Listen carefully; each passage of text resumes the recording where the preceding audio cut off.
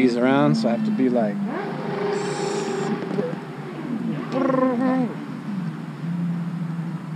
How do I get that shit? That's a motorcycle, by the way. Let me pop a new gum in my mouth and tell you guys a little story here. Today I'm going to talk a little bit about quad problems. If you're the type of person who's like, yeah, I never have problems, what's this, only noobs have problems and this and that, I get you. I'm one of those guys. Typically I like to brag about how, yeah, my setups are so reliable and so tough and I can slay anywhere, anytime, and they never let me down and all that. But the sad fact of the matter is that quad problems happen, and they will happen to pretty much any setup. Some quad problems are not that big of a deal. You can fix it, quads is obvious, do a little repair, off you go. Or you replace a part, put the new part in, off you go. And that's great, but not all quad problems fall into that easy fix category. And that's where my story comes in. I like to fly 2 freestyle quads. The reason I like to fly 2 freestyle quads is because I always have a backup that way. Doesn't mean I fly them the same amount all the time, but it means if one quad goes down or one quad needs repairs, I can swap over to the other guy, keep flying. They fly identical. So I have the exact same setup on these guys. They use the exact same parts and the exact same build. Why is that? Because it makes maintaining them a heck of a lot easier. Because I can buy one type of parts, and so I save money, and then it's easier to always have the right parts on hand, etc., etc. So this guy just randomly started dropping out of the sky 2 days ago. So 2 days ago I was out, and I was like, oh, I need to switch to the backup quad. Plug this guy in, because he's the backup. And he just started taking off, spin up, hovered all right, and then just as soon as I punched, bang, falling out of the sky every single time. I don't know why that was happening. So I was thinking, well, that sounds to me like probably one of the ESCs in the 4-in-1 is busted or something like that. So the first thing I did is I went home to change out the 4-in-1. Now I found that I don't have any spare 4-in-1s around. So that kind of annoyed me, and I didn't want to do a whole rebuild. So what I did is I just went in and rewired everything. So I resoldered all my connections, bench tested the guy. So got it back together. I did the bench test, I spun up the motors, and I did a lot of yaw moves and stuff because I wanted to see, because if a ESC is broken, you'll usually see a motor cogging, or when you're doing extreme maneuvers, you'll see one motor stop spinning sooner than the others, or it'll just totally stop temporarily sometimes. Bench test checked out. I thought, great, maybe it's just a bad connection. Took him out and flew him a couple days ago, and falling out of the sky again. So I thought, great, gonna have to change the 4-in-1 then, I guess. So yesterday I went home and I changed out my 4-in-1, not to this thing that's in here now. I changed it to a Lumineer 30 amp because I had no hobby wings around, and all I had is these brand new hobby wings. So I've already ransacked my old, beat up quads for parts. So there was no hobby wings. The only other 4-in-1 I could find was an old Lumineer 30 amp, which is the same thing as a Sunrise Cicada. It's D-shot, 6L capable, 30 amp, blah blah blah. So I thought, okay, I have to redo a few things, but I'll do it. So I did all the rebuild, put the new 4-in-1 in it, brought it out yesterday, and again, before bringing it out, I had bench tested it the night before, so I spun up the motors, did all the aggressive moves and stuff. Everything seemed fine, gave it some nice punches, everything was great. So I thought, awesome. So I brought it out yesterday, and it was falling out of the sky again. So I'm thinking, what the heck? It has a brand new 4-in-1 in it, so why is it falling out of the sky? Now that starts to get all... So I was scratching my head a bit. So I was thinking, okay, it could be maybe the flight controller here, or it could be a bad motor. But so I spun the motor around, and it seemed fine. It was nice and smooth. There was no binding, no burnt coils, and it was spinning up fine on the bench. So I figured, okay, it's not really the motor. Shouldn't be. It's got to be the flight controller. So I went home last night, and I thought, I'm going to go nuclear on this sucker. So I went and I popped in one of my brand new, because I hate using new parts if I can avoid it, but I did it anyways here. I popped in a new Hobby Wing I think this is the 45 amp, 32-bit, you know, best they've got right now. Oh, I see I have a nut missing from here already. So I popped in a brand new KISS flight controller, new 4-in-1, rewired it all. So basically I'm running a new stack. I even shoved in a huge capacitor over here. And great, put it all together, button it up, test spin everything on the bench, get all the motor directions, because every time you put in a new 4-in-1 you have to get the pin out right, and then you have to get the motor directions right, and I'm a bit old school, so what I do to get my motor directions right is I don't go into Bia Heli and all that, because I'm flying KISS and I can't be asked for the pass-through, so I just undo this tape and swap wires here as I need to.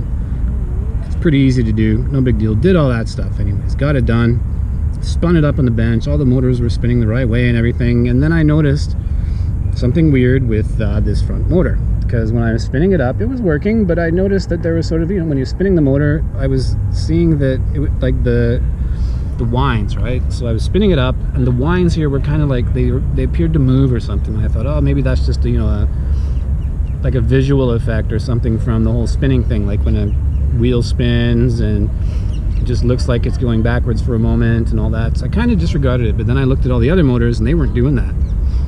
So then I spun all the motors up at once. I noticed only this guy was doing that, and I thought, what? That's crazy. It's working. Like, what the heck can be wrong with this motor? So, alright, so this is the motor here that I took out of the quad. The most random thing ever. I've never seen this before, but what was actually happening is, yeah, the armature here was actually moving. So I'll try and put this GoPro on my foot, and yeah, let's see if we can maybe hold the 2 feet. Will that work? So what was happening is the armature on the motor was actually literally moving, and I only noticed that after I took the motor apart and I actually twisted it. So as you can see here from the bottom, I can actually twist and move around this guy. It was loose. See, now the gap is in the middle, and now the armature is in the middle. So this motor was trashed basically. So basically what I did is I ended up putting a whole new stack in the quad, troubleshooting everything. I had no idea what was going on, and then it turns out that the problem all along was probably this motor here, which is frustrating because that means that there's a good chance that the 4-in-1 that I was using and the flight controller that I was using, which I've now swapped out, are perfectly good, and it was just this thing. Of course, the proof is going to be in the pudding today when I remade in this guy, but this is the most random thing I've had happen in like a long time. Stuff does go wrong. It can be the most random things, like not always the things you'd expect. So it's something we're talking about because problems do happen. So what do you do when you get a quad problem? Well, the first thing you should do, step 0 before you even have quad problems, got to maintain your quad. Look, when you fly freestyle and stuff, you do crash. You're gonna crash eventually, and probably the first thing that's gonna go is your motors.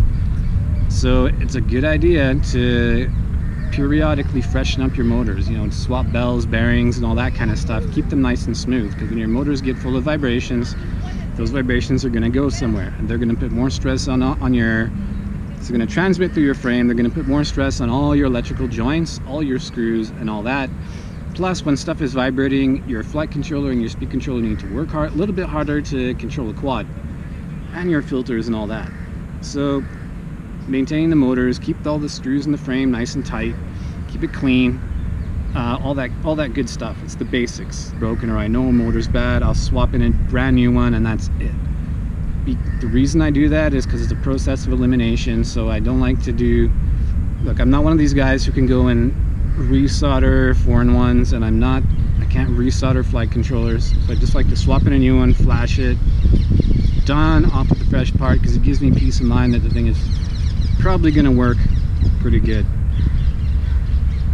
Having said that, not everyone has that kind of budget. Even I don't have that kind of budget. I can't have like reams of new parts. I try to keep a few new parts on hand, but it's not always possible. So preventative maintenance is basically your friend.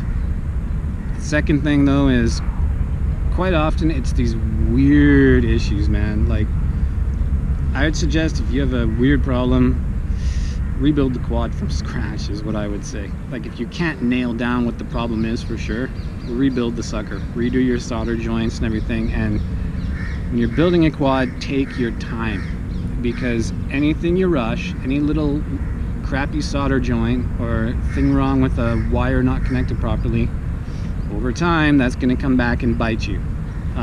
Also, when you're maintaining it and you rush things, say you unsolder and resolder things, you get little splashes here and there. And I've had flight controllers go down, or foreign ones, just because of a little tiny solder blob and stuff like that. Microscopic stuff. It gets on there, bam, your stuff is shot. Poof, up in smoke. Done, not working. So actually, what I'm kind of saying is just focus on your maintenance and take your time maintaining your quad. If and when stuff does go wrong, sometimes you got to suck it up and just replace a part.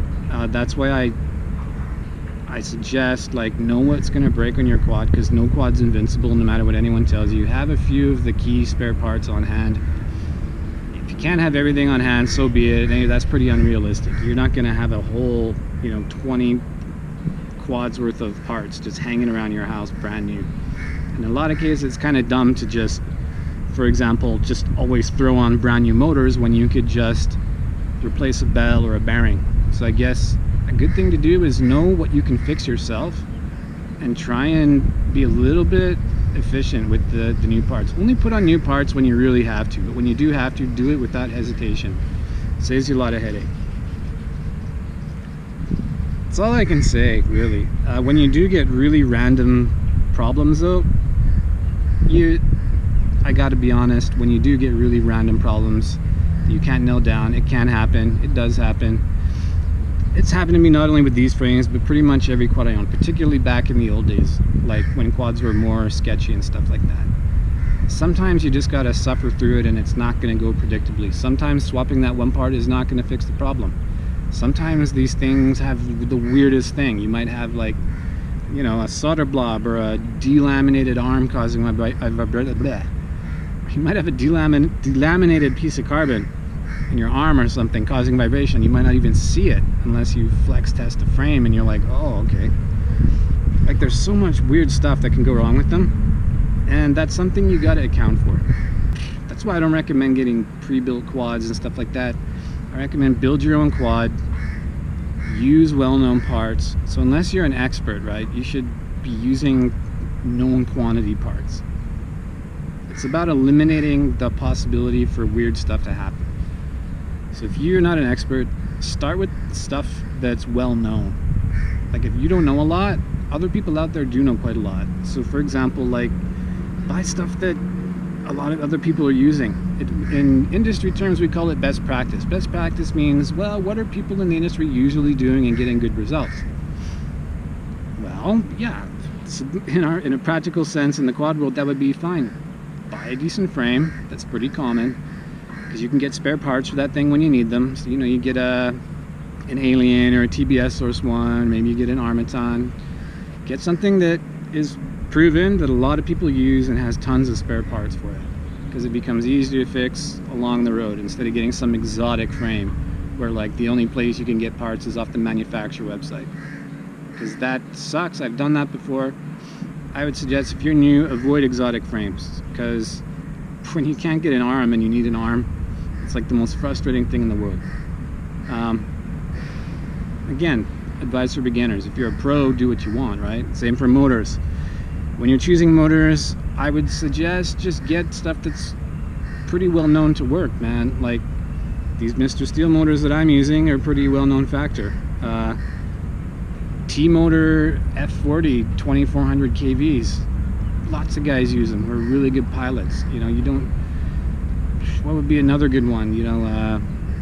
The hype trains are not bad either for a lot of people. They've had some QC issues or whatever, but just get some really basic motors that are known to work well and that you can get parts for, like bells and screws and this and that. So when you're choosing a motor, go for something popular and go for something that has parts, because you don't need to replace the whole motor all the time. A lot of the time, bells and bearings will bring your motor back to pretty much brand new condition. that makes buying a $25 motor, for example, a whole lot easier. If to fix it, you can just pop a bell on it and some bearings instead of spending another 25 bucks every time you're not happy with the motor or you hit something in a bando. 4-in-1, same thing. You know, get a stack that works, man. Check around what people are using. Pyro Drone, for example. I'm not sponsored by them, although there are logos on my clothes, but like they sell stacks with the 4-in-1, various options for 4-in-1s, and the whole Pyro flight controller. All those stacks work. Those guys test it, they like it. If you don't want to buy one of their stacks, you don't want to buy from them, fine, but learn from that. At least buy that stack and you know that stack's probably going to work.